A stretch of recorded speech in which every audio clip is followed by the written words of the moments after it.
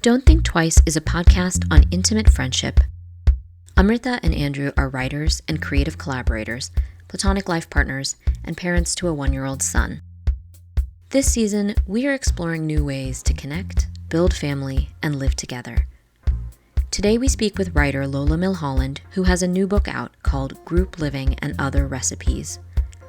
Through the lens of a humorous memoir, sprinkled with actual recipes, the book shares Lola's own experience living in a shared home with friends and partners and the stories of her extended family's experiments with communes and the hippie idealism of prior generations.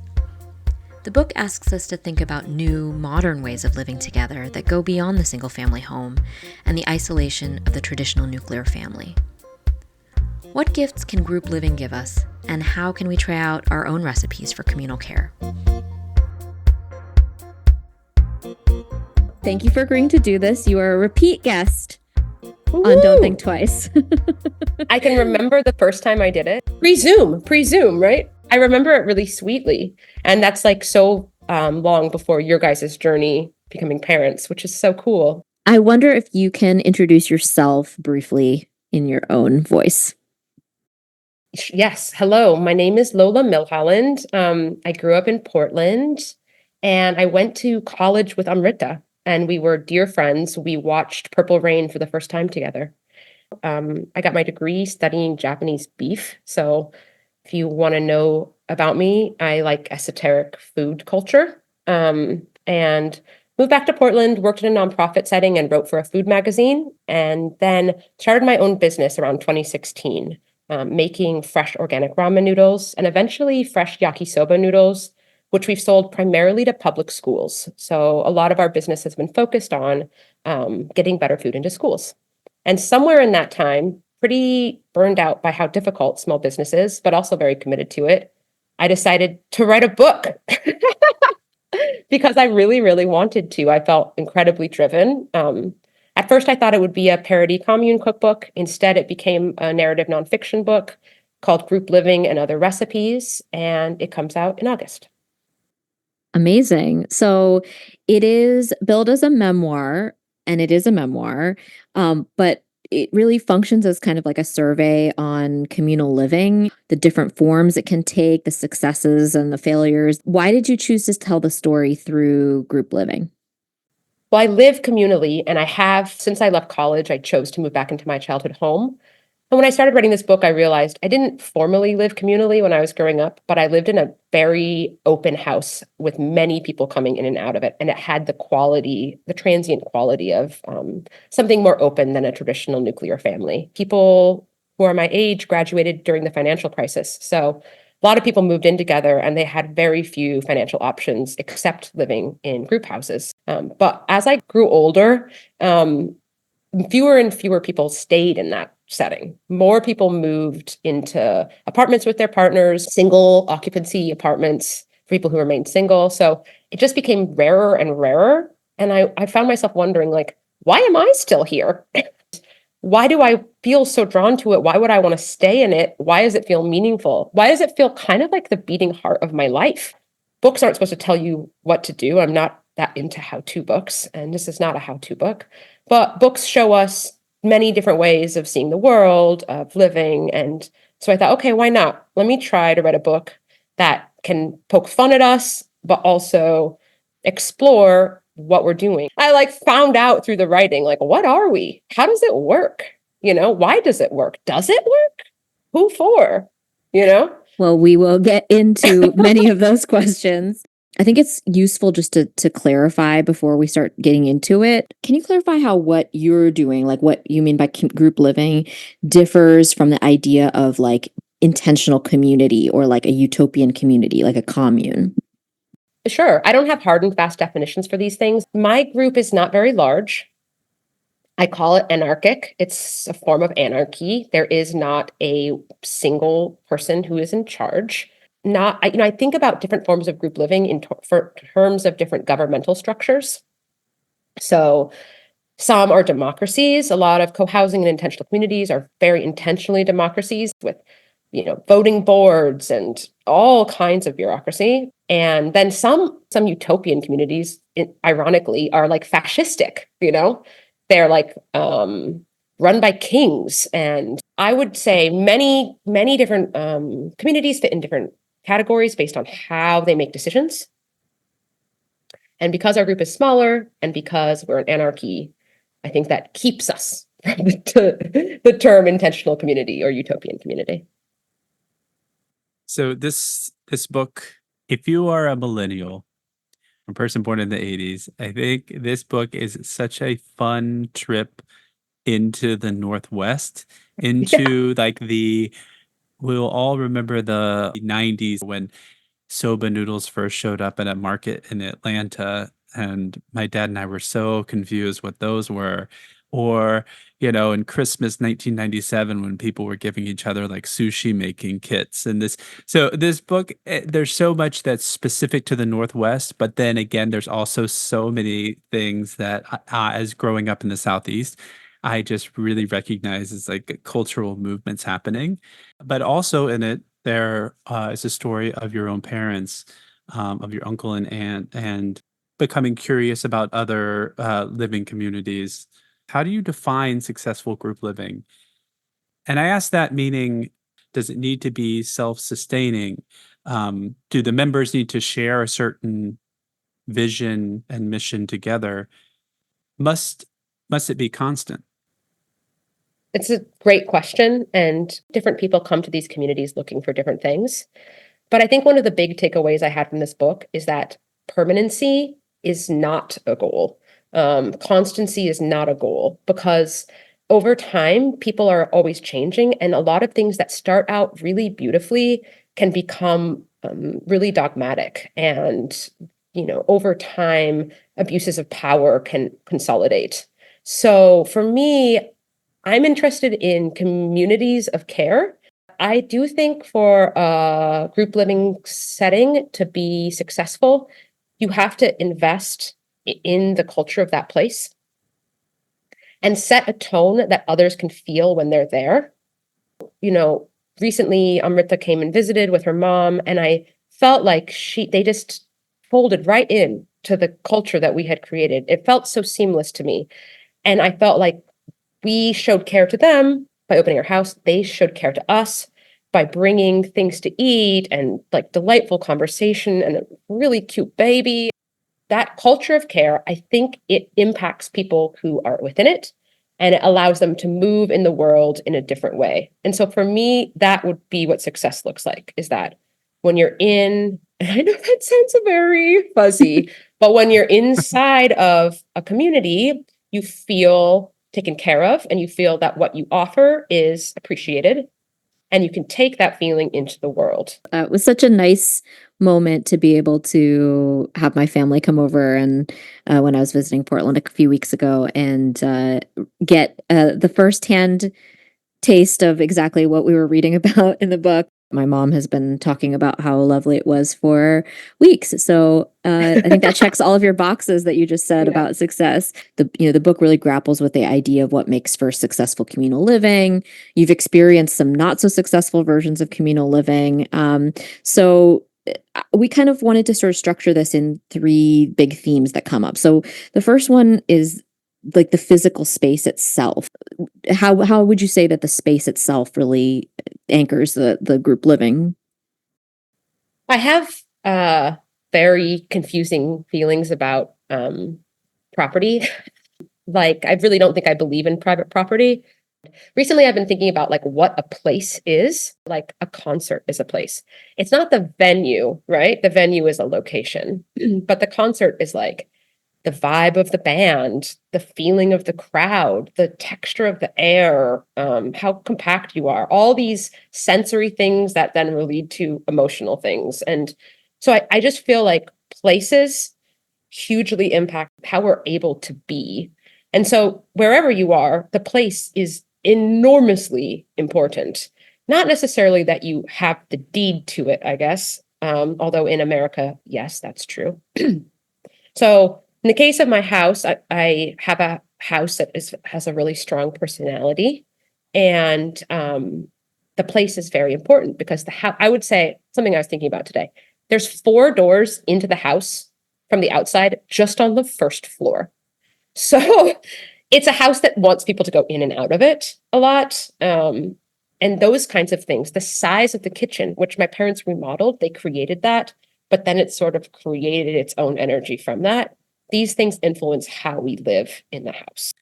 The book is such a sensual experience for those who haven't read it yet. Of course, the other recipes, of course, alludes to the recipes that are written in the book, but also just hearing you talk really reminds me of how much there is to enjoy in the book about the sounds that you write about, the sights that you see, the places you go, and how clearly important that is to you. To your point about making a place, and and we live in a capitalist society that demands practicalities. And there are many places in the book where different living groups come up right against those realities. Money seems to always become an important factor that changes the dynamics in these situations, and how, if it could be possible to think of money as another natural resource, one that also isn't owned, but that we are sort of stewards of, another resource that we can use, but that we can also give away, that we can also think of as being impermanent. You have come to the Holman house. Your parents purchased the house in Portland. You were raised in the house. Do you plan on ever selling it? Have you had these thoughts about um, how you're using it and how it will be in the future? It's such an enormous thing in our lives, money. And home ownership in America, presented as the foundation for financial security. And it's basically inaccessible to most people. If you don't have parents who have some family wealth or can, help you with a down payment on a home, your chance of having a home are very low. And it is also a deeply racist system. So your likelihood of owning a home if you're white, getting help from your parents is much higher. And all of that is so awful, awful, and not to be ignored, looked away from. My mom owns our home, and my brother and I will inherit it. We will be the recipients of intergenerational wealth. And that does allow us to be generous in a way that we wouldn't otherwise. And it also creates a power dynamic. Like, I call us an anarchy, but I think it would be completely legitimate to push back on that and say that's not true because someone owns that house and they have more power. And that's something I try to talk about in the book. But, these idealism without facing money is a road to disappointment. That said, I think we are nothing without idealism and without vision and the attempt towards something that is better. And to do that in a realistic way is wonderful, but to not do it at all is defeatist. And so I really feel like we have to be trying new non-traditional home structures with the tools that we have. And that means someone is going to have to own homes and be willing to share them and create other systems of decision making within them. And other models, there are a lot of cooperative housing options in New York, probably not enough. And around the country, seeing land trusts, those things grow. I'm interested in that, in the willingness to experiment and the willingness to accept that the experimentation might not result in something perfect, that it will be iterative, and that money. I love the idea of it as a natural resource that we don't own. It's fluid, but also it's just oppressive. um, yeah, and so as to your question, will we sell the Holman house? I have no idea what will happen in the future. I think we have idealistic ideas about what we'd like to do with it. And since we're not doing them yet, it seems silly to brag about them. That's wise. But I do hope that we can continue to make the house a resource for some form of communalism and continue to push ourselves to be more radical in how we think about the ownership of the house. Yeah, I think what you mentioned about the willingness to try different types of homes, and of course it's all driven by the society we're in, and the things that are very standard are structured around centering a nuclear family. I want to just settle on that for a second about the importance of the proximity that you have with your friends that live in the home with you. I think you actually say this explicitly in the book, that like isolation is a feature of the nuclear family, and that proximity can offer all these different ways of supporting child rearing, which is not something that's currently happening in the Holman house, but just in general. And I just wonder if you can speak a little bit more about how it's different to like offer support when you're physically proximate. I always want to be the best friend to people who live really far away. And when they have a hard time, I would love to just go and show up and do their laundry and buy their groceries and make their meals. It's like such a lovely idea. And it's really hard to do inside of our lives. It's a drive. It means making twice meals, one for yourself, one for them. I mean, there's just a difficulty.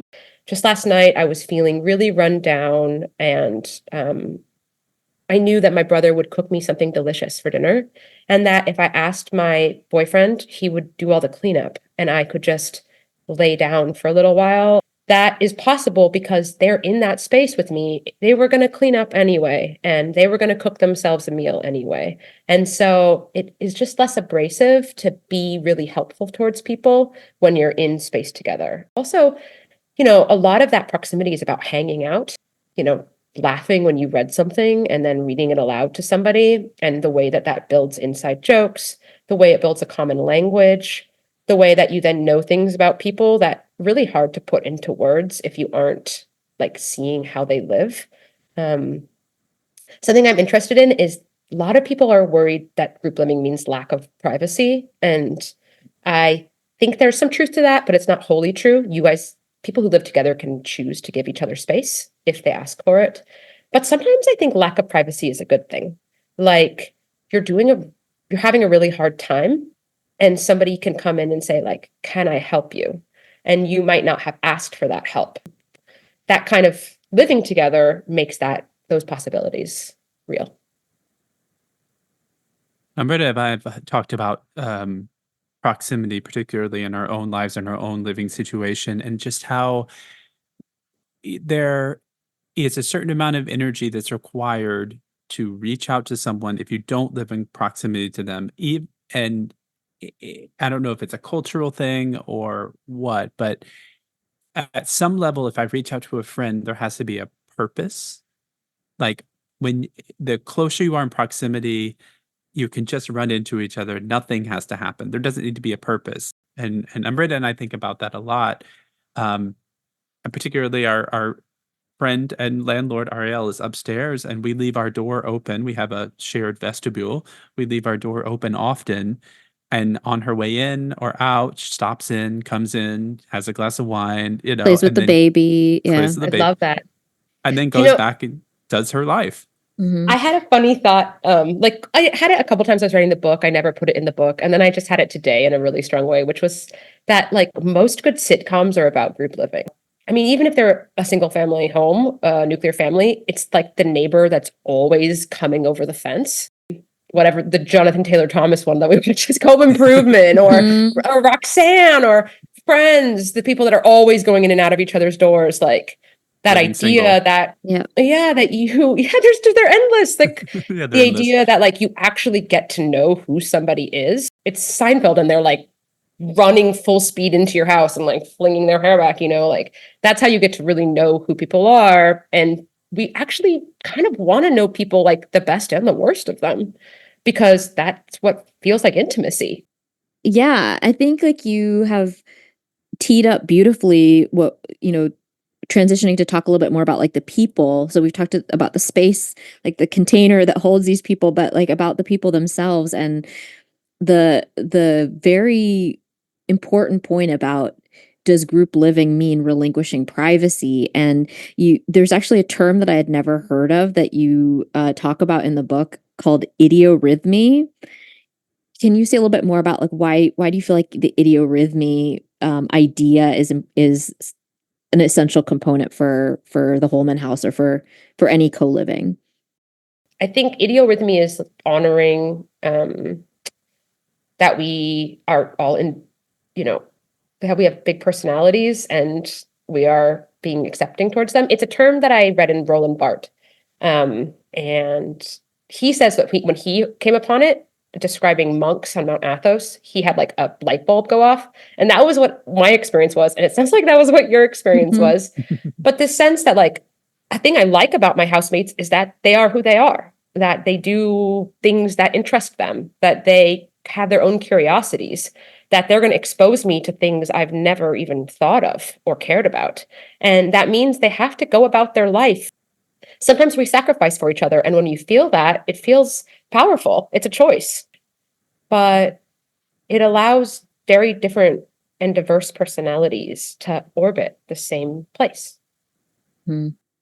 Yeah, I just want to add to that this exact concept, although we didn't have a term for it, came up when we did a podcast episode that was kind of like a roundtable of several of our friends, and we were talking about what creates intimacy in friendship.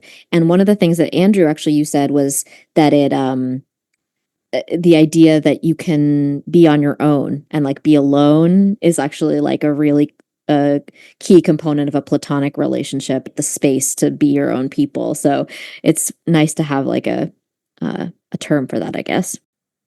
In the Holman house, there are platonic relationships between roommates, but there are also romantic relationships inside that.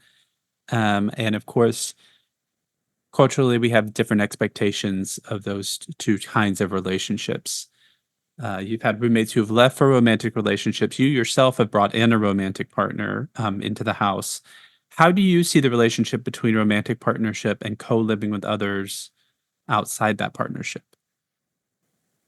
It's something that's a really big deal in roommate situations because I have friends that want to live in group living settings, and then a roommate will move in and then fall in love with somebody and move out. And so that's just really, really common that when we couple up, we think we're supposed to be isolated with our couple. And, the first person that modeled that maybe that wasn't true for me was my roommate, Christopher. So Christopher fell in love with a man named Aaron. Aaron owned a house that he had kind of rebuilt the basement. So he had his own apartment and the upstairs he was renting.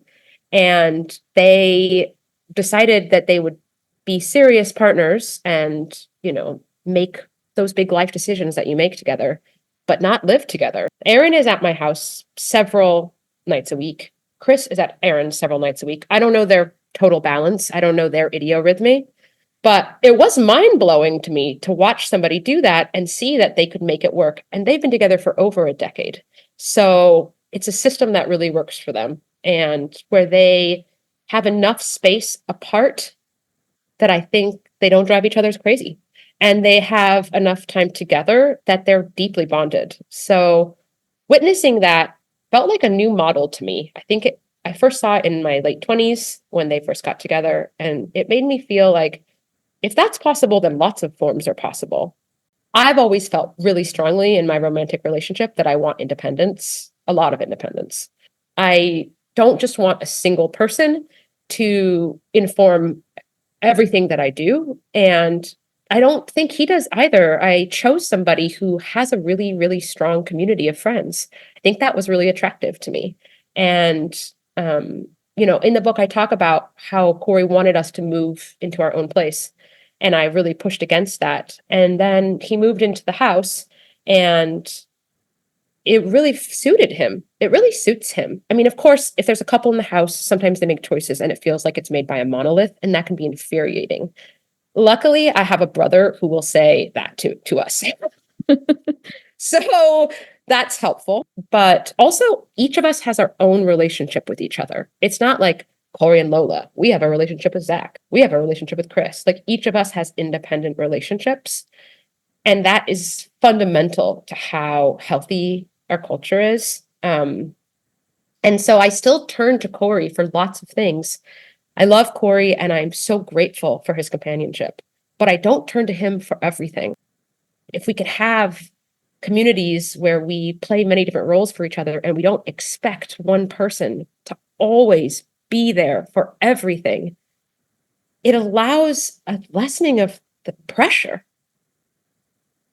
So I think couples can work inside of communal settings, but it means that couple itself has to do work to make sure that their relationship is ready for that. Yeah, it strikes me as like sort of an interesting paradox that it's actually can be strengthening for a relationship for it to be decentered in your life, where if you're not turning to that person for every single thing, it actually creates an opportunity for greater success of that relationship. But another thing that I think is just like so like radical in what you just said is like um that you have to see a model of something to know that it can be something different. And it's like I think in some ways you do have to see that almost firsthand that there's a relationship that works in a way that's counter to what you expect a serious romantic relationship to look like, and then it allows you to think, well, then I could do something different. I think that that there's that just bears repeating, because I think that's such a profound thing, is that you don't really know you can do it until you see that it can be And done. yeah, despite all those sitcoms we watch, how much pummeling of like the same story about what it looks like to have a relationship that's successful Hmm. do we get? It's exhausting. I mean, we just don't have a lot of models. And so a gift we can give each other is talking about when we're not doing it the way other people do it.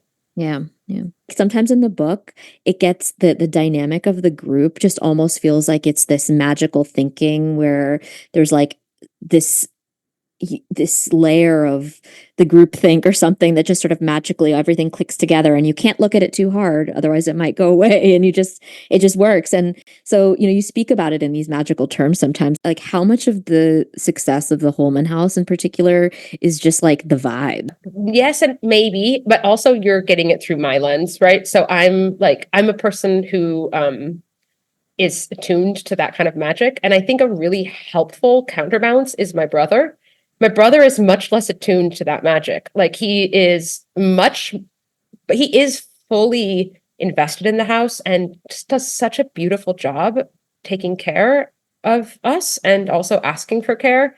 But he's not so romantic about it. And he did read an early draft of some of the chapters of my book, and he was like, "Ugh, yuck, Lola, can you please like lighten up on all the like magical thinking, you know?" Like for him, if he had written this book, it would talk a lot more about like the gritty moments where it isn't working. And so for me, I think what works is the vibes, but I don't think the vibes were generated through a sort of perfect blocking puzzle where everything just fit into place and then boom, perfect vibes. I think that it's a process of us all recommitting over and over again to the culture of our house and doing things that generate energy for other people and doing them repeatedly. I play a lot of basketball. When a basketball team is really jiving, it's chemistry, but you are creating it. There is definitely an element of mystery to it. It is not without mystery, but it is an active process to create the situation where you can have that kind of chemistry and that kind of mystery. The convenience of doing something in a culturally expected way is that you don't have to be self-propelled in your commitment. And in doing something like this co-living, as you described it, and you use the word commit, and each of your roommates are committed, but it has to be self-propelled. There's no cultural expectation behind that you can all just sort of rely on, and you have to explain to other people how you live in whatever way you want to, and then over and over decide to stay committed to that, even if there are problems, interpersonal problems as much as exist between everybody all the time. In any even healthy relationship, you have to time and time again decide I'm going to recommit to this, and it's never ending in terms of having Yeah, to stay involved. truly, right. No band on your finger. My housemates and I didn't all like have a ceremony and go to a courtroom together, you know? So, and there has to be enough there that we are getting something back. So, one thing that you brought up at the beginning of this conversation is about the actions of the group, and that's sort of like the other really big theme that we notice sort of throughout. That the idea of gratitude comes up so much in this book, not just for the Holman house, but for the other types of co-living that you've described. And I'm really struck by this idea that being grateful is actually an essential part to creating community. Can you talk about what that means to you? Yeah, I was lucky enough to have this really wild experience of coming upon this book called The Gift by Lewis Hyde, and I found it at a shop at a dump where people bring things and you can just take and give for free.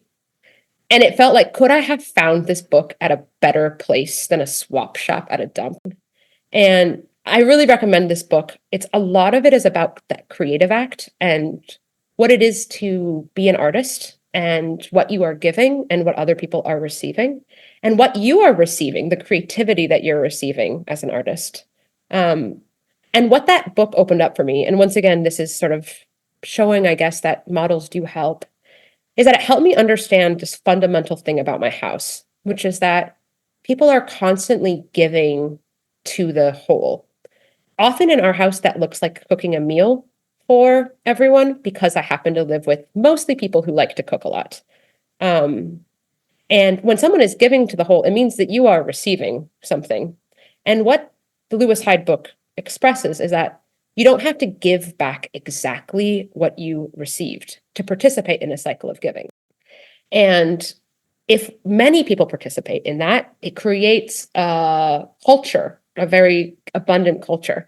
And I think the opposite would be like a couple, especially a couple when one person feels like they are doing everything and the other person just doesn't give any shit about it. And it can be tallied so easily. And I did this, and I did this, and I did this, and I did this. And if the group is larger than that, it's much harder to tally. I think you still have a feeling, though, of what you owe. But as I wrote this book, I thought more and more about how beautiful and profound it is to owe something to somebody. Like, how amazing that if somebody needs you, you will show up because you know you owe it to them. I think that's part of the resilience that gets built inside of communities is the creation of debt. And part of that, if it really feels good, not bad, is gratitude. Somebody has offered something to the community and you are so grateful. It feels so good and you want them to feel that in return. I think that sense of debt and gratitude is how you create a relationship that's living. Food is at the core of you and at the core of the Holman house and at the core of this book. And very much it strikes me as a ritual that really ties into to this idea of giving, with cooking for the whole house.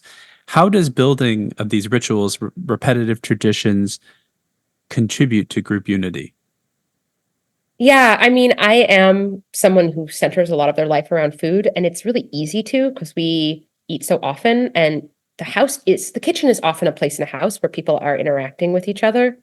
And there is a ritualistic quality to eating. Like if something tastes really good, it kind of reminds you that you're an animal, that you're alive. There's like that pleasure principle is something that if you're with other people, it's like an easy path to friendship. Although I am fully obsessed with food, I don't think that's the only place that that can happen. I think anything that has some degree of repetition where you're seeing each other in the same place, in the same way, all of these things create conditions for a knowing of other people that I think is the foundation for kind of relationship where you can show up. Yeah, and there's so many places that comes up in the book about cyclical traditions that are just not even on the daily scale, but something that you might do seasonally.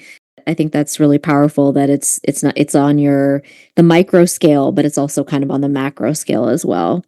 So we've covered a lot. It's a very wide-ranging conversation.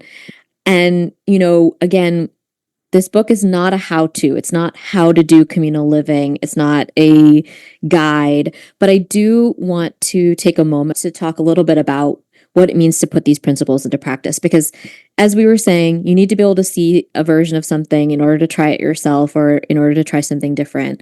This came up that the idea of having roommates is somehow seen as like a juvenile phase that once you become an adult and you achieve these other mile markers, you get your own house, you get your own partner, and then the communal living phase is something that we age out of. And you mentioned this in the book that you worried that if you continue to do communal living, it somehow means that you're not growing up and you're not facing your own adulthood. And can you speak a little bit about that and like maybe how did you get over that worry? Totally. I mean, we live in a moment where housing is so expensive and lots of people are living with their parents. And a lot of people are living communally and maybe not by choice, right? It feels like a toll that they have to pay. And I don't want anyone to be forced into a living situation that they don't want to be in. I don't think everyone needs to live communally, but I am interested in what it means that we culturally have stigmatized group living and that we think it is something that one would never choose, that they would only have foisted upon them. I really want to rewrite that narrative. And I had to rewrite it for myself. But I think the main reason I was able to rewrite it for myself is not some amazing feat of imagination or will, but just that I just kept living communally. Like I wasn't going to move, And then I grew older and I realized it was still the thing that I wanted. And I saw a lot of friends around me move into single family homes and feel really unsupported. And it's painful. I make it sound like I'm like, haha, it don't feel that way at all. Like, I wish we lived in a culture where people who had kids had the support that they need. And I think my hope for the book is less that it provides a model for other people, because a lot of my living situation is circumstantial. Like, there was a house. I get along with my brother. My boyfriend was happy to move in. Like, no one can recreate all these conditions. I couldn't recreate these conditions now at my age. But I do want us collectively to think about how we can live in a society where we try to take care of each other. And we believe that, just as an example, like parents deserve to have collective care for their act, that care work is important and valuable. And hopefully start to destigmatize some of these things so that people aren't going to be able to own their own homes unless something radical changes in our society. It doesn't mean that that's okay, but we do have to create new ways of thinking about how we're going to live together and like how we can make that be beautiful for people. Also within the book, it dips into a little bit of your parents' experience. You talk a little bit about communes and sort of the hippies, this moment out of the 50s when we became very isolated nuclear families. Then we had people who didn't want that structure to exist, and then cults were created all over the country. And we've all seen those Netflix documentaries to know how those ended. But it really is interesting to me, the idea that while intentional living off the land in these certain ways or in these communes might not be for everyone. What you're doing, could that be for everyone? Could that be for more people? Yeah, I don't think it's for everyone, but I definitely think it could be for more people. And I think it maybe needs to be for more people because I think the way I think about what you're asking is I think about myself as an old person. So when I'm an old person, I don't have children. And I'm like, who's going to wipe my butt? Or whose butt am I going to wipe? And I think a lot of us daydream that when we're old, we're going to live with our friends. something miraculous is going to happen. And then finally we'll live in the sitcom when we're old because we won't have to work anymore. And really, we're just going to hang out all the time. It's going to be like Golden Girls for everybody. That is a wonderful vision, but it's not going to be real if we don't build the structures to make it happen earlier. And we really need those structures in place. We need to be caring for our elders better. We talk about the loneliness epidemic. The loneliness epidemic is for people at every age. But like during COVID, I remember I learned the term elder orphan, and just the words broke my heart. And so I think as a culture, we need to be thinking about how communal living can become a viable option for people, and maybe especially as they age. Makes me think of group homes, and I've seen it myself with my family. Moving someone from what they identify as their home into a group home just really makes me wonder, when do we decide where home is? And once we decide where home is can it be moved? And how can it be moved? Thinking about my mother, how would I move her into another situation where there's more support for her and it also feels like home? How do we do that? And there's no answer. I don't have an answer, but I think it's a big question that we need to answer together. It feels like a juicy question to me. Yeah. I mean, I think thinking about elders and thinking about elders with the compassion and the empathy that we ourselves are going to be them is part of that solution, putting ourselves in their shoes. What would we want? What would make us feel respected and honored? There is such a thing called a group home, and it really ruins the word home, doesn't it? And it's a place that a lot of people don't want to go because there's a sense of loneliness there. And one of the reasons is because people aren't surrounded by people who they know. As we get older and older, and some people face dementia, having people who are familiar around them is really important. Community is a form of medicine. And so I feel like we do need a radical shift to happen that changes how we think about how we live together. That said, I don't feel like I have the model, and I'm a person who doesn't really believe in single models. It feels too rigid to me. It feels like I think I know what's best. And actually what I think is that we're really diverse. And it's ridiculous that there ever was a single model placed on all of us. That's just preposterous. And then that we built an environment around that single model, that we created suburbs just to fit into that one model, really only for white people. That is ridiculous. And so now we have to push against those strains. Well, it's extremely prescient that you mention the idea of aging, because we're actually doing an entire episode about that idea, because it is so linked, and it's validating to hear you say that actually the aging part of this is like so essential to what you're doing now and what you're hoping that this book might inspire other people to try, and building those types of relationships. And I'm really struck by the idea also that we all want that in the future, but then aren't doing anything towards that yet, and just are hoping that we'll somehow figure it out at that time. So that's really fascinating. But a couple things that I'm so excited, and what you just said is that we're in such a time, of course, right now in the world where things feel really difficult, and it feels very hopeless, sometimes, on what can I do, what can I, the one person, do. And I'm really struck by the idea that shrinking down the idea of community care on the human scale to being in one house, that can be something. It's something we can do. So I think that's really beautiful. And one other thought is about the idea of it, you don't have the right, Lola, might not have the recipe that works for everyone for this, but the idea of the iterative experiments, and that you see your parents' generation as being all having made their contributions to those experiments. This is your contribution, and hopefully this will be one in a line of many. Yes, truly. Yes. hopefully the humbleness to be an old person and laugh at myself, you know. Like the dream, right, is to grow older and just get more radical and be able to laugh at yourself. One more thing I wanted to ask is there anything that we didn't ask you that you want to mention? I mean, there's a million things to talk about with you guys because I just adore you both and we could talk about anything.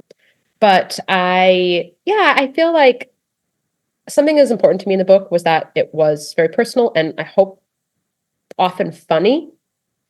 And It was. I just, when I think about people reading it, I hope that they are like laughing as they go and feeling like a sense of the silliness that I brought to writing it, the seriousness and the silliness. Yeah, I'm honored by people reading it. It feels really outrageous that I got to write this book. And just so grateful for that.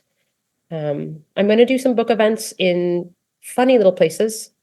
And it's going to be wonderful. And so I know that this is coming out around the time the book is released. So if you will check my website, which is lolasbeef.com, I won't explain that right now. And Instagram, Lola Milholland, Lola Milho. I'm going to list those events. And I love the idea of people who listen to this podcast coming out to any of them and saying, hey, I'm going to try to really enact the book itself in the events. So come for the ride. Very excited for the release rollout. Yeah, the book's out August 6th. It will be available anywhere you get your books, I'm sure. Preferably an independent bookseller, if you want to do that. Well, thank you so much, Lola. I really, really, really appreciate you taking time this evening to dig in with us. It has been so much fun, and it was so much fun to read and so much fun to talk to you. It's so kind of you guys to read it with the care that you did and then interrogate it with me. That's, I mean, cliche as it sounds, that's a real gift that you gave to me. Mutual gratitude. The end of this episode has perfectly set up our next installment, aging. We'll speak to experts working in elder advocacy to talk about the challenges and rewards of how friendship and communal care extend into the golden years.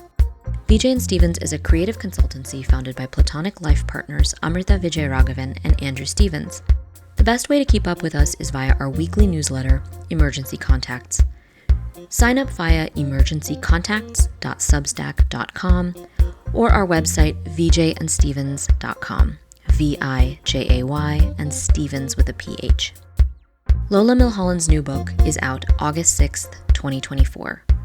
Group Living and Other Recipes. It's also in the form of a wonderful audiobook narrated by Lola herself. You can subscribe to Lola's Substack at groupliving.substack.com and follow her at Lola Milho, LOLAMILHO on Instagram. As always, thank you for listening. If you enjoyed this episode, you can rate it, share it with a friend, let us know what you thought. You can email us via our website or contact us on Instagram at VJandStevens.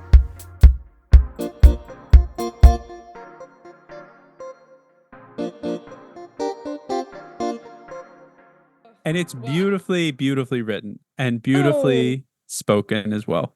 Oh, thank you. I will thank you. I could hear how much calmer I got over the course of the many days recording it. Because by the end, I sort of sound a little bit like myself, although like performing, but in the beginning, I'm like, and then I'm so nervous.